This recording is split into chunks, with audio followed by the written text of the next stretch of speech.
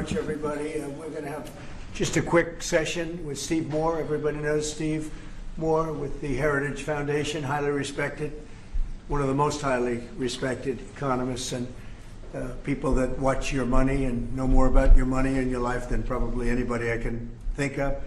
And I want to thank Steve for being here. I saw this today. They came out. What he puts out gets a lot of coverage, and I saw some of them, and then he had a couple of others. And I'd like to ask Steve maybe to discuss a few of these numbers that were just released. I mean, literally just released. And then we're going over, and we're going to do Purple Heart. We have some incredible, brave people that I look forward to, so we're going to do that right after this.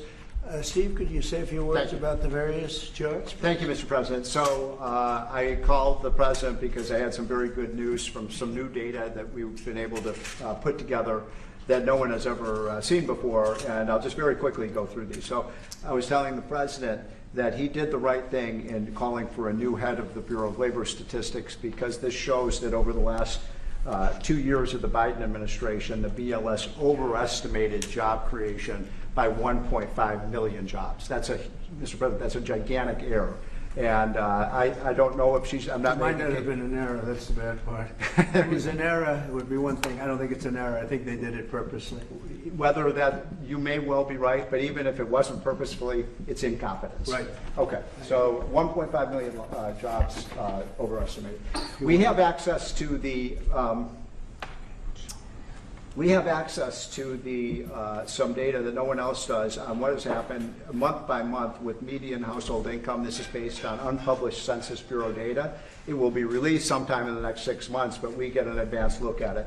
And so I was telling the President in his first 5 months in office, starting in January through the end of June, the average median household income adjusted for inflation for the average family in America is already up $1,174. That's an incredible number.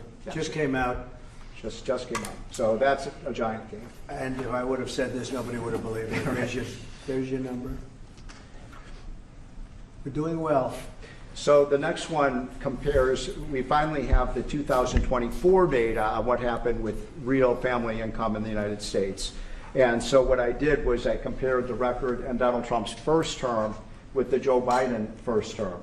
And you can see that, by the way, these dotted lines here, Mr. President, that's COVID. So if it had not been for COVID, these numbers would have been substantially better. But even taking account President Trump's last year in 2020, we saw a $6,400 real after inflation gain in income for the average family. And that compares with Joe Biden, which was a measly $551. So, Mr. President, you gain 10 times more income for the average family than Joe Biden is because of your policies.